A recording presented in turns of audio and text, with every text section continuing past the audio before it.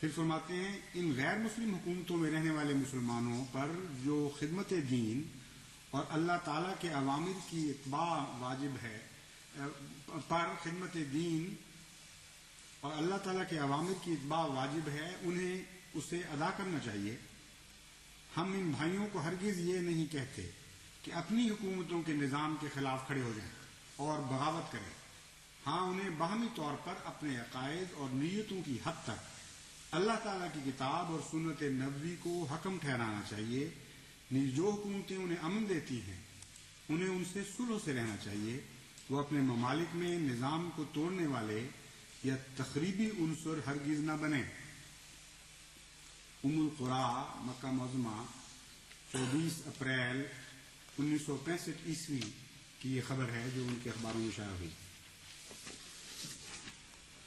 پس وہ علماء کہاں ہیں جو حضرت مسیح موعود علیہ الصلوۃ والسلام کو جہاد کے منسوخ کرنے والے منکر اور انگریزوں کا نعوذ باللہ من ذالک خوش آمدی اور ان کی خاطر ایک فساد کھڑا کرنے والا بتاتے ہیں؟ جو باتیں آپ نے فرمائی، یہ ساری باتیں آپ کے اپنے علماء اس وقت کہہ رہے تھے، لیکن حضرت مسیح موعود علیہ الصلوۃ والسلام جو باہر کہتے تھے وہی گھر میں بھی کہتے تھے، جو انگریزوں سے کہتے تھے وہی اپنی جماعت کو مخاطب کر کے بھی کہتے تھے۔ کوئی دوگلا پن، کوئی دوئی نہیں تھی آپ کی ذات میں یا آپ کی جماعت میں، اور جس جہاد کا اعلان کرتے تھے اس جہاد کے اوپر قائم بھی تھے۔ اس جہاد کے تصور پر صرف زبانی جمع خرچ نہیں تھی، بلکہ آپ نے اپنی ساری زندگی، اپنا سارا وجود اس جہاد کی پیروی میں خرچ کیا اور تمام جماعت کو بھی اسی کی تلقین فرمائی۔ چنانچہ یہ جو الزام لگاتے ہیں ملکہ وکٹوریہ کی تعریف کرنے کا اور ملکہ وکٹوریہ کو رحمت کا سایہ قرار دینے کا، کون ہے ان علماء میں سے جن کے نام میں نے پڑھ کے سنائے ہیں یا کوئی اور مخالف عالم جس نے ملکہ وکٹوریہ کو اسلام کا پیغام پہنچایا اور بڑی جرأت کے ساتھ عیسائیت کے اوپر بڑی کھلی تنقید کرتے ہوئے، ایک جھوٹا اور ایک مردہ مذہب قرار دیتے ہوئے اس وقت کی ملکہ کو جس کی حکومت پر سورج غروب نہیں ہوا کرتا تھا، ایک طرف اس کے انصاف کی تعریف فرمائی تو دوسری طرف اس سے کھلم کھلا اسلام کی طرف آنے کی دعوت دی۔ اور یہ جو ہندوستان کو دارالاسلام قرار دینے والے تھے، حضرت مسیح موعود علیہ الصلوۃ والسلام کی عارف باللہ نگاہ نے اسے دارالاسلام کے طور پر نہیں دیکھا بلکہ دارالحرب سمجھا، کیونکہ آپ جہاد کا عرفان رکھتے تھے۔ آپ جانتے تھے کہ جہاد کس کو کہتے ہیں، جہاں جہاد فرض ہے وہ دارالاسلام ہو نہیں سکتا، وہ تو دارالحرب ہے۔ لیکن کن معنوں میں اس کی تشریح آپ خود فرماتے ہیں یہ مقام دارالحرب ہے پادریوں کے مقابلہ میں۔ اس لیے ہم کو چاہیے کہ ہرگز بیکار نہ بیٹھیں، مگر یاد رکھو کہ ہماری حرب ان کے ہم رنگ ہو، جس قسم کے ہتھیار لے کر میدان میں وہ آئے ہیں اسی طرح کے ہتھیار ہم کو لے کر نکلنا چاہیے۔ یہی وجہ ہے اللہ تعالیٰ نے اس عاجز کا نام سلطان القلم اور میرے قلم کو ذوالفقار علی فرمایا ہے۔ اس میں یہی سر ہے کہ یہ زمانہ جنگ و جدل کا نہیں بلکہ قلم کا زمانہ ہے۔ پھر فرماتے ہیں ملکہ معظمہ وکٹوریہ کو مخاطب کر کے، اے معزز ملکہ، مجھے تعجب ہے کہ تو باوجود کمال فضل اور علم و فراست کے دین اسلام کی منکر ہے۔ یہ خوش آمدی کی زبان ہوا کرتی ہے؟ تمہیں کیوں ایسے خوش آمدی کی توفیق نہیں ملی اگر تم خوش آمدی نہیں تھے؟ یعنی اگر خوش آمدی نہیں تھے تو تمہیں ایسے الفاظ کی توفیق کیوں نہ ملی؟ فرمایا اے معزز ملکہ، تعجب ہے کہ دین اسلام کی منکر ہے اور جس غور و فکر کی آنکھ سے سلطنت کے امور سر انجام دیتی ہے اس آنکھ سے اسلام کے بارے میں غور کیوں نہیں کرتی؟ سخت تاریخی کے بعد اب جب کہ آفتاب طلوع ہو چکا ہے تو کیا اب بھی تو نہیں دیکھتی؟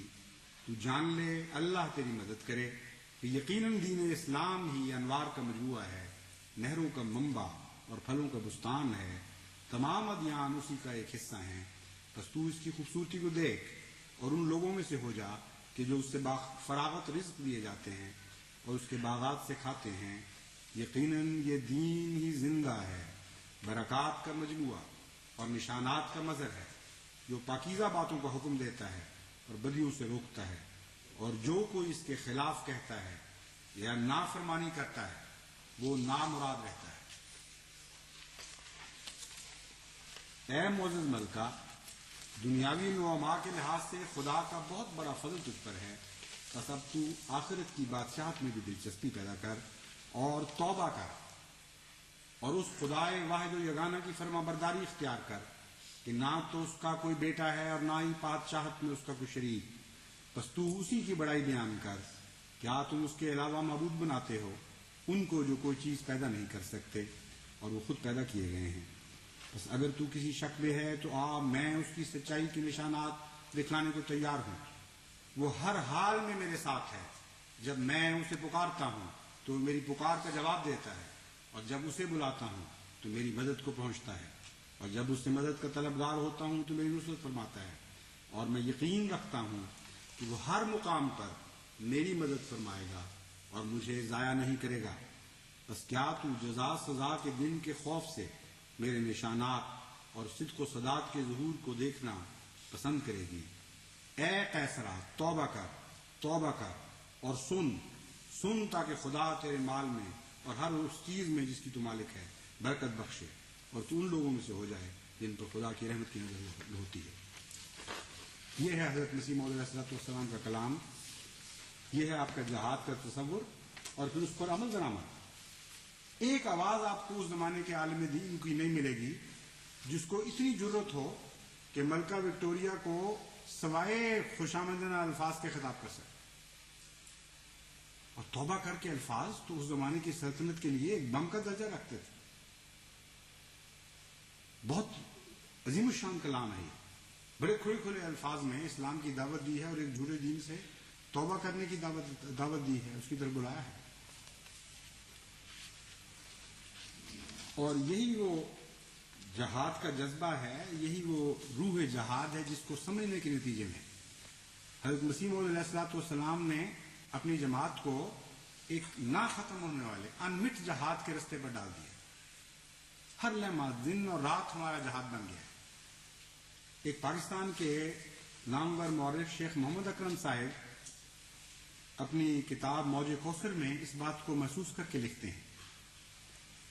فرماتے ہیں دنیا کے مسلمانوں نے سب سے پہلے احمدیوں نے اس حقیقت کو پایا کہ اگرچہ آج اسلام کے سیاسی زوال کا زمانہ ہے، لیکن عیسائی حکومتوں میں تبلیغ کی اجازت کی وجہ سے مسلمانوں کو ایک ایسا موقع بھی حاصل ہے جو مذہب کی تاریخ میں نیا ہے اور جس سے پورا فائدہ اٹھانا چاہیے. پھر فرماتے ہیں مسلمان تو جہاد بالسیف کے عقیدہ کا خیالی دم بھرتے، نہ عملی جہاد کرتے ہیں نہ تبلیغی جہاد. لیکن احمدی دوسرے جہاد یعنی تبلیغ کو فریضہ مذہبی سمجھتے ہیں، انہیں خاصی کامیابی حاصل ہوئی.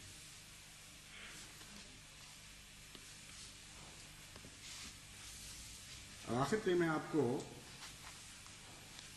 حضرت مسیح موعود علیہ السلام کے تصور جہاد اور مولانا مودودی صاحب کے تصور جہاد کا ایک موازنہ کر کے دکھاتا ہوں. ایک تو یہ کہ دو تصور ہیں ان کے. انگریزی حکومت کے دوران اس حکومت میں بیٹھ کر جو باتیں کرتے ہیں وہ اور ہیں، اور جب وہ حکومت ختم ہو جاتی ہے تو پھر جو باتیں کرتے ہیں وہ اور ہیں. دو پیمانے ہیں ہر چیز میں. حضرت صلی اللہ علیہ وآلہ وسلم کی طرف جو تصور جہاد منسوب کرتے ہیں وہ اور ہے، اور وہ ایسا خوفناک ہے کہ ایک غیرت مند مسلمان اس کو سن کر اذیت میں مبتلا ہو جاتا ہے. اعصاب شکن ہے ان کا تصور جہاد. اور حضرت مسیح موعود علیہ السلام کے خلاف باتیں کرنے اور الزام تراشی میں آج یہ جماعت سب سے آگے ہے.